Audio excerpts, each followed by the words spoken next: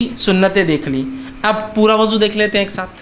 تاکہ دونوں کلب ہو جاتے، دونوں باتیں مل جاتی، فرائض سنتیں۔ اب دونوں کو میں فرض کیا ہے سنت کے الگ نہیں کروں گا، اب دونوں کو ایک ساتھ رکھوں گا، جو کہ علی بن ابی طالب رضی اللہ عنہ کی ایک مکمل روایت ہے جس میں آپ نے پورا وضو کا طریقہ نبی اکرم صلی اللہ علیہ وسلم نے جیسا کیا تھا وہ بتایا، ٹھیک ہے۔ اور اس کے بعد عثمان ابن عفان رضی اللہ عنہ کی ایک روایت ہے جو ابو داؤد کی ہے بھی، تو ان میں آپ دونوں صحابیوں سے مکمل طور سے وضو کا طریقہ آتا ہے۔ آئیے ہم دیکھتے ہیں نبی اکرم صلی اللہ علیہ وسلم کا وضو یہ ہوتا اور وضو کا طریقہ یہ، میں اب تمام چیزیں ملا کر کہ سب سے پہلے آپ اپنے ہاتھوں کو 3 بار دھوئیں گے،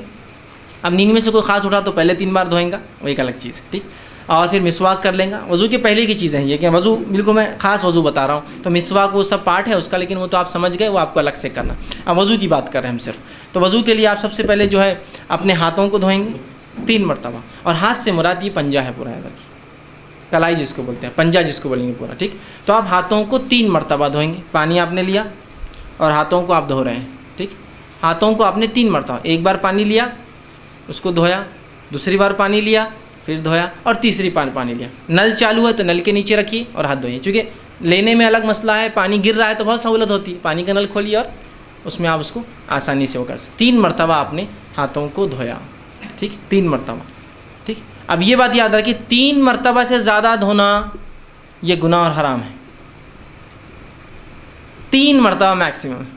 آگے بات رکھوں گا جو ناپسندیدہ چیزیں وضو میں اس میں کیا کیا ہے، تو 3 مرتبہ آپ نے دھویا، اس سے زیادہ مت دھوئیے، میکسیمم 3۔ ایک ٹائم میں جتنا ملنا جو مسائل ہے جو گندگی نکالیے، سیکنڈ ٹائم کیجیے، تھرڈ ٹائم میکس، ٹھیک۔ تو 3 مرتبہ آپ نے ہاتھ دھویا، ہاتھ دھونے کے بعد پانی لیا آپ نے اور سیدھے ہاتھ سے کلی کرنا ہے آپ کے اندر کی، پانی لیا آپ نے اور آپ کلی کر رہے ہیں، منہ پانی لیا اور کلی کر رہے ہیں۔ کلی میں زیادتی ہوں گی کہ آپ غرارہ کر سکتے ہیں، لیکن روزے سے ہو تو غرارہ نہ کریں، لیکن کر سکتے ہیں اس لیے کہ زیادتی میں آئیں گا، مکمل کلی میں شامل ہوں گا۔ پانی لیا یا چاہے تو غرارہ کرا اور پانی کو تھوک دیا، ایک بار فرض کم از کم 3 بار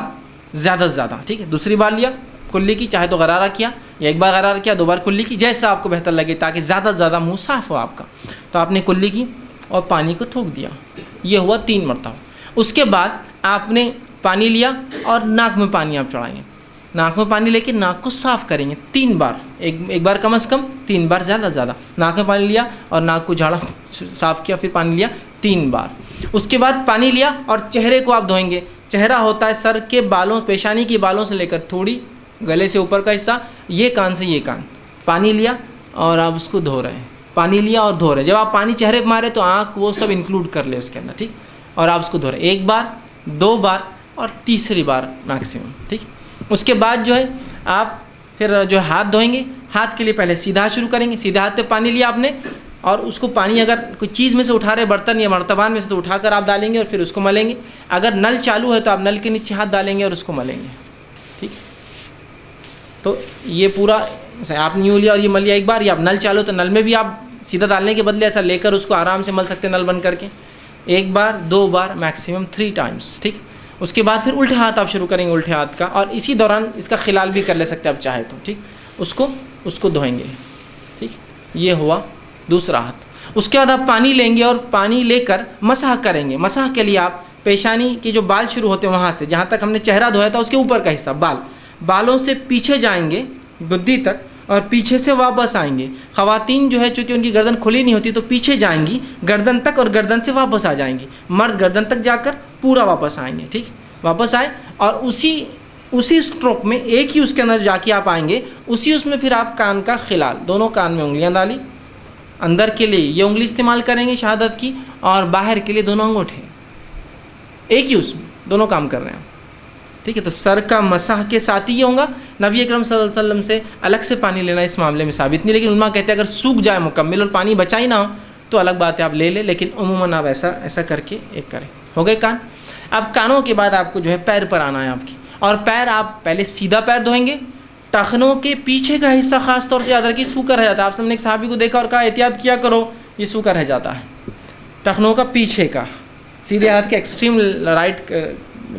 پیر کے پیچھے کے ایکسٹریم رائٹ کا اور الٹے پیر کے پیچھے کے ایکسٹریم لیفٹ کا سوکھا رہ جاتا ہے، تو اس کو اچھے سے آپ وہ کریں گے، ٹخنوں تک، ٹخنے مطلب انکلوڈ پورا اس کو دھوئیں گے، اور الٹے ہاتھ سے خلال انگلیوں کو پیروں کے بیچ میں صاف کریں گے، خلال کریں گے۔ تو یہ ہوا وضو، یاد رکھیے 1 بار کم از کم دھوئیں گے، 3 بار زیادہ دھوئیں گے،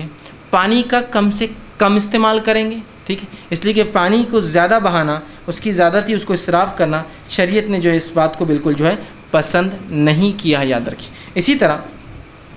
ایک غلط فہمی جو ہوتی ہے وہ یہ ہے کہ ہم لوگ جب مسح کرتے ہیں سر کا تو مختلف علاقوں میں مختلف مسح کے طریقے ہوتے ہیں۔ کچھ جگہ مسح کا طریقہ اس طرح سے ہوتا ہے کہ ایک آدمی مسح کرتا ہے،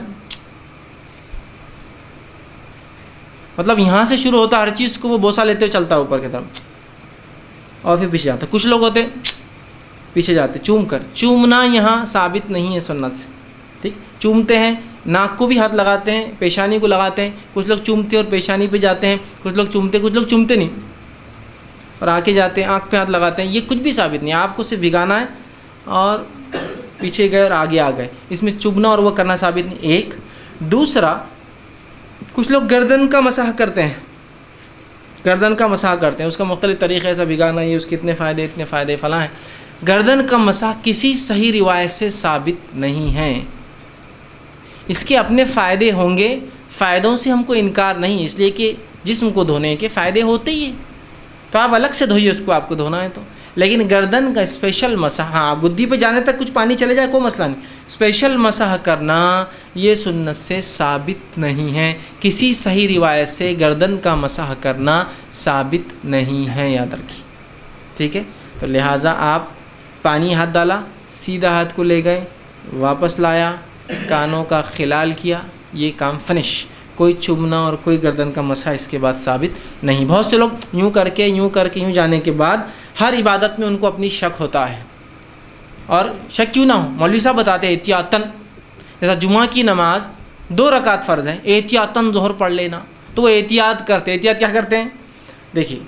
سر کا مسح کرتے پہلے تو یوں بہت چومتے اوپر تک جاتے ہیں، یہ احتیاط ہے، مطلب یہ بھیگا نہیں ہوگا تو یہ بھیگا نہیں ہوگا تو یہ بھیگا نہیں ہوگا۔ پھر واپس آنے کے بعد کان کا خلال کرنے کے بعد ایکسرسائز شروع ہوتی، شپ شپ شپ شپ، کچھ تو بھی ایسا بہت دیر تک یوں کرتے، کیوں بولے احتیاطاً یہ سوکھا رہ گیا ہوں گا تو احتیاطاً یہ سوکھا رہ گیا، احتیاطاً یہ سوکھا رہ گیا، احتیاطاً پہلے 3 بار دھو لیا نا بیوقوف آدمی، اب کیا احتیاط پھر تو احتیاطاً فجر کی 2 پڑھ کے پھر 2 پڑھ،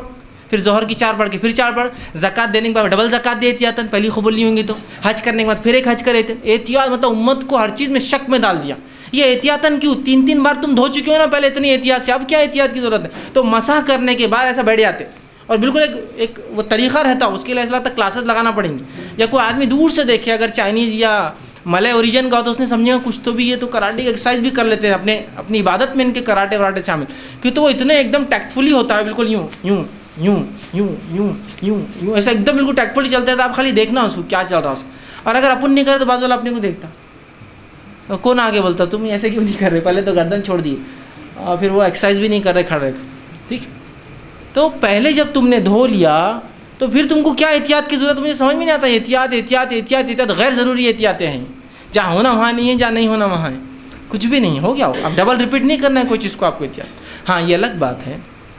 کہ آپ نے وضو کیا اور کسی نے کہا کوئی چیز آزاد سوکھا رہ گیا تو ایک الگ بات ہے، یاد رکھیں، اور یاد رکھیے وضو کر لیا، کر اٹھے اور آپ نے اپنے آپ کو پوچھنا شروع کر دیا، یاد رکھیے وضو کے بعد اپنے جسم کو پوچھنا بھی سنت ہے، یاد رکھیے۔ نبی اکرم صلی اللہ علیہ وسلم کے تعلق سے ماں عائشہ فرماتی ہے آپ صلی اللہ علیہ وسلم کا خاص تولیہ تھا جو آپ نے اٹھا کر رکھا تھا، آپ وضو کرتے تو اس سے پوچھتے، نہاتے تو اس سے پوچھتے، تو یہ بھی سنت ہے۔ اب آپ اٹھے وضو کرنے کے بعد آپ نے تولیے سے پوچھ لیا، اب پوچھنے کے بعد کسی نے کہا پنڈلی سوکھی رہ گئی تھی، اوہو، تو اب کیا کریں گے اب آپ کو پورا وضو کرنا پڑے گا، اس لیے کہ آپ نے کچھ اعضاء کو سکھا لیا تھا۔ اگر پورے اعضاء گیلے ہوتے اور آپ کھڑے ہوتے اور کسی کو کہتا پنڈلی رہ گئی، آپ کی کونی رہ گئی، چہرہ رہ گیا، فلاں رہ گیا، تو آپ فوراً بیٹھ کے اتنے حصے کو دھو لیتے تو وضو ہو جاتا۔ لیکن اگر وہ سوکھا رہ گیا، آپ اٹھ گئے اور ایک بھی اعضاء سوکھ گیا تو اس کے بعد آپ کو پھر سے وضو کرنا ہوگا۔ آپ سب سے ایک صحیح روایت ثابت ہے، ابو داؤد کی روایت ہے، ایک صحابی اٹھے جن کے پنڈلی کے بارے میں آتا، دیکھیے وہ پنڈلی نہیں ہے، جو ٹخنے کے پیچھے کا حصہ ہوتا ہے، وہاں ناخن کے برابر ایک حصہ سوکھا تھا۔ جب آپ کو ان کو بتایا گیا تو آپ صلی اللہ علیہ وسلم فرمایا وضو پھر سے کر، چونکہ ان کے اعضاء سوکھ چکے تھے اتنے، چونکہ کیا ہوتا ہے جب آپ دیکھیے دھوئیں گے، ایک آدمی کام دھندے بزنس سے آیا، کام کاج سے آیا اور دھویا، اور جو حصہ نہیں دھلانا وہ بالکل وائٹ الگ چمکتا ہے، اور جب دھل گیا اس کا کلر چینج ہو جاتا ہے، تو کوئی پہچان سکتا ہے اس نے کونی برابر نہیں دھویا۔ بچوں کو دیکھیے آپ چہرہ دھوتے ادھر کا پورا باقی رہتا، آپ بولتے بیٹا یہ نہیں دھلا، کیسے پہچانا؟ ادھر پانی سے صفائی، ادھر سے وائٹنس دکھتی الگ، تو ویسا پہچانا تو کہا پھر سے کر۔ لیکن گیلے میں ہے تو خالی آپ جا کے گیلا کر لیجیے، گیلے میں مطلب اٹھے آپ اور کسی نے کہا بھائی صاحب تو آپ دھو لیجیے، सूख गया तो फिर से आपको वज़ू दोबारा दोहराना हो. اب وضو میں ناپسندیدہ امور, کیا کام ہم وضو میں نہیں کریں گے؟